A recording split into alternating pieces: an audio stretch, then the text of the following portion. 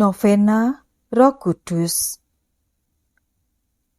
Umat Kristen mempunyai kebiasaan mengadakan doa novena Roh Kudus. Ini dilaksanakan selama 9 hari, mulai pada hari sesudah kenaikan Tuhan Yesus ke surga, dan berakhir pada hari Sabtu menjelang Pentakosta. Dalam doa ini, umat Kristen memuji Tuhan yang menjanjikan kedatangan Roh Kudus dan memohon rahmat Allah agar siap menyambut kedatangan Roh Kudus. Novena ini juga bisa dilaksanakan pada kesempatan lain yang sesuai untuk memohon pendampingan khusus dari Roh Kudus. Kutipan Santo Basilius Agung.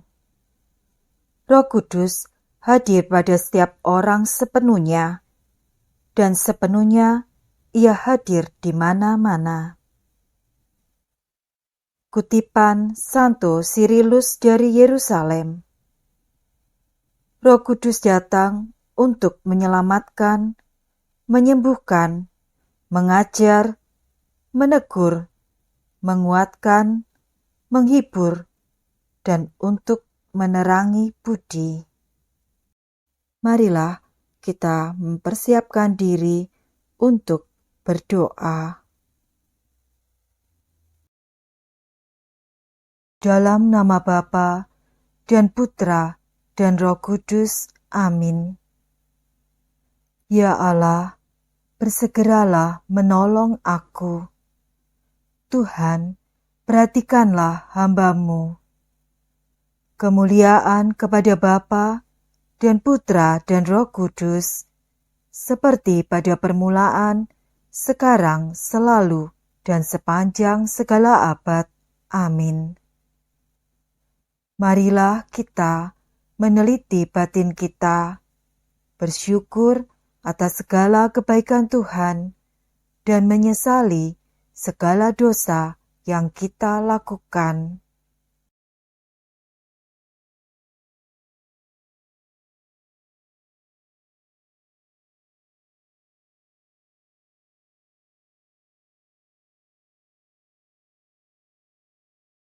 Allah yang Maha Rahim, aku menyesal atas dosa-dosaku. Aku sungguh patut Engkau hukum, terutama karena aku telah tidak setia kepada Engkau yang Maha Pengasih dan Maha Baik bagiku. Aku benci akan segala dosaku dan berjanji dengan pertolongan rahmat-Mu hendak memperbaiki hidupku dan tidak akan berbuat dosa lagi. Allah yang Maha Murah, ampunilah aku, orang berdosa. Semoga Allah yang Maha Kuasa mengasihani kita, mengampuni dosa kita, dan mengantar kita ke hidup yang kekal. Amin. Pendarasan Mazmur atau Kidung. Agung dan mengagumkan segala karya-Mu, ya Tuhan, Allah yang Maha Kuasa. Adil dan benar segala tindakan-Mu, ya Raja segala bangsa. Siapakah yang tidak takut, ya Tuhan, dan tidak memuliakan nama-Mu? Sebab hanya Engkaulah kudus. Semua bangsa akan datang dan sujud menyembah di hadapan-Mu. Sebab telah nyatalah segala keputusan-Mu.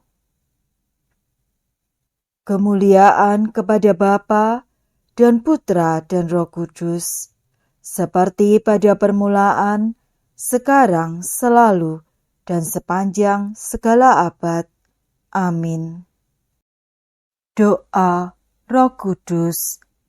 Puji syukur nomor 94.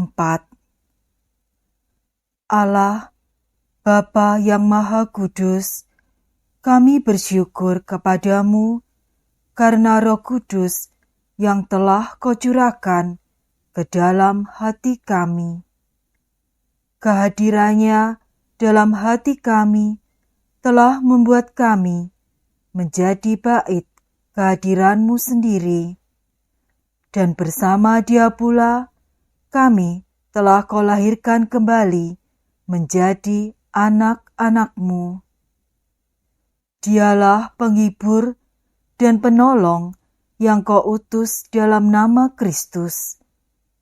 Dialah Roh kebenaran yang memimpin kami kepada seluruh kebenaran. Semoga Dia mengajarkan segala sesuatu kepada kami dan mengingatkan kami akan firman yang telah dikatakan oleh Yesus, agar kami selalu dituntun oleh firman-Nya. Melalui Roh Kudus-Mu ini, sudilah Engkau membimbing gereja-Mu, para pemimpin dan pembantu-pembantunya, dan berilah mereka kebijaksanaan yang sejati.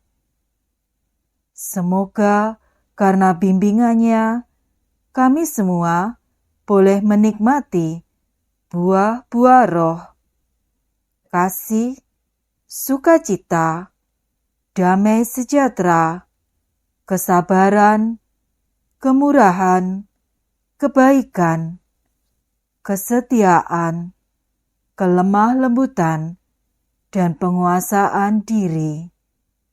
Melalui Roh Kudus-Mu pula, sudilah Engkau membimbing umat-Mu untuk peka dan setia kepada kehendak-Mu, untuk tetap tabah dalam penderitaan, berani menjadi saksi putra-Mu, berani menjadi pelayan sesama, dan menjadi terang serta garam dunia.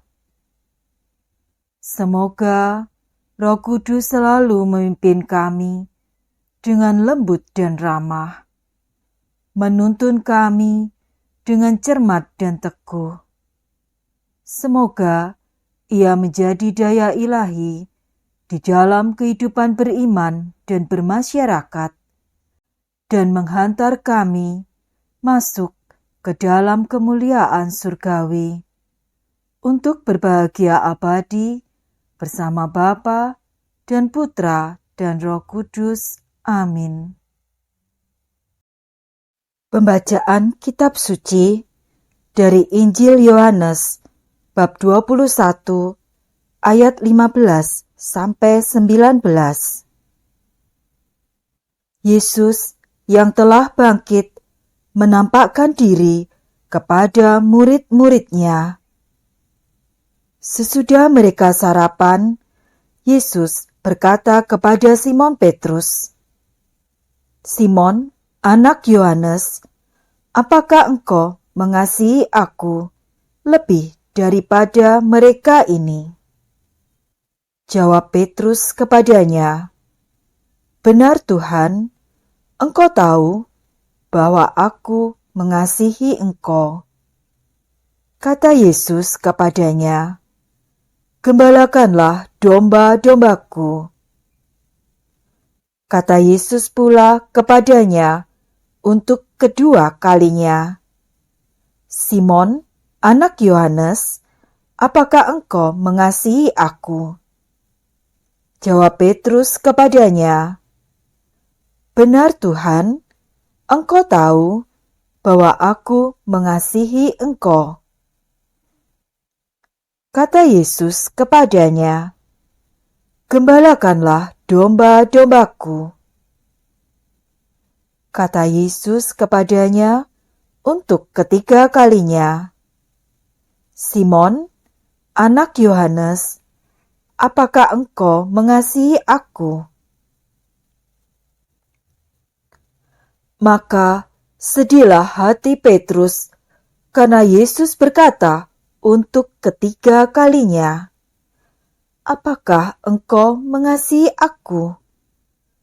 Dan ia berkata kepadanya, "Tuhan, engkau tahu segala sesuatu. Engkau tahu bahwa aku mengasihi engkau." Kata Yesus kepadanya, "Gembalakanlah domba-dombaku. Aku berkata kepadamu, sesungguhnya ketika masih muda, engkau sendiri mengikat pinggangmu, dan engkau berjalan kemana saja kau kehendaki. Tetapi jika engkau sudah menjadi tua, engkau akan mengulurkan tanganmu, dan orang lain akan mengikat engkau dan membawa engkau ke tempat yang tidak kau kehendaki." Hal ini dikatakan Yesus untuk menyatakan bagaimana Petrus akan mati dan memuliakan Allah. Sesudah mengatakan demikian, ia berkata kepada Petrus, "Ikutlah aku." Demikianlah Injil Tuhan.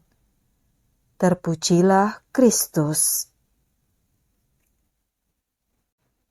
Kita bisa memberi tanpa mengasihi, namun kita tak mungkin mengasihi tanpa memberi. Inilah yang kita lihat dalam percakapan Tuhan Yesus dengan Petrus. Tuhan bertanya, apakah Petrus mengasihi dia? Petrus menjawab bahwa ia sungguh mengasihi Tuhan Yesus. Oleh sebab itu, Tuhan meminta kepada Petrus untuk mengembalakan domba-dombanya. Mengembalakan sama artinya dengan memberikan diri. Pemberian diri ini juga tampak dalam diri Rasul Paulus. Ia berani memberikan dirinya dan bersaksi demi Tuhan Yesus yang sungguh ia sembah dan ia kasihi. Marilah kita mohon kepada Yesus agar Dia menganugerahkan kepada kita Roh Kudus, sehingga kita pun berani memberikan diri kita demi orang-orang yang Tuhan percayakan kepada kita. Entah itu umat, komunitas, maupun keluarga kita masing-masing. Marilah kita lanjutkan dengan berdoa. Mohon 7 karunia Roh Kudus. Datanglah ya Roh Hikmat, turunlah atas diri kami.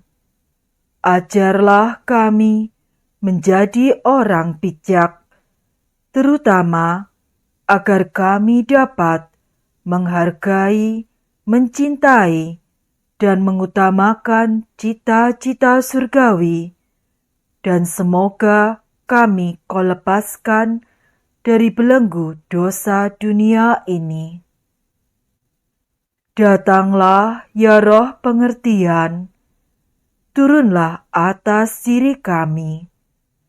Terangilah budi kami, agar dapat memahami ajaran Yesus Sang Putra dan melaksanakannya dalam hidup sehari-hari. Datanglah ya Roh nasihat, dampingilah kami dalam perjalanan hidup yang penuh gejolak. Semoga kami selalu melakukan yang baik dan menjauhi yang jahat. Datanglah, ya Roh keperkasaan, kuatkanlah hamba-Mu yang lemah ini, agar tabah menghadapi segala kesulitan dan derita. Semoga kami Kau kuatkan dengan memegang tangan-Mu yang senantiasa menuntun kami. Datanglah, ya Roh pengenalan akan Allah. Ajarlah kami mengetahui bahwa semua yang ada di dunia ini sifatnya sementara saja. Bimbinglah kami agar tidak terbuai oleh kemegahan dunia. Bimbinglah kami agar dapat menggunakan hal-hal duniawi untuk kemuliaan-Mu. Datanglah, ya Roh kesalehan, bimbinglah kami untuk terus berbakti kepada-Mu. Ajarilah kami menjadi orang yang tahu berterima kasih atas segala kebaikan-Mu dan berani menjadi teladan kesalehan bagi orang-orang di sekitar kami. Datanglah, ya Roh takut akan Allah. Ajarlah kami untuk takut dan tunduk kepada-Mu dimanapun kami berada. Tegakkanlah kami agar selalu berusaha melakukan hal-hal yang berkenan kepada-Mu.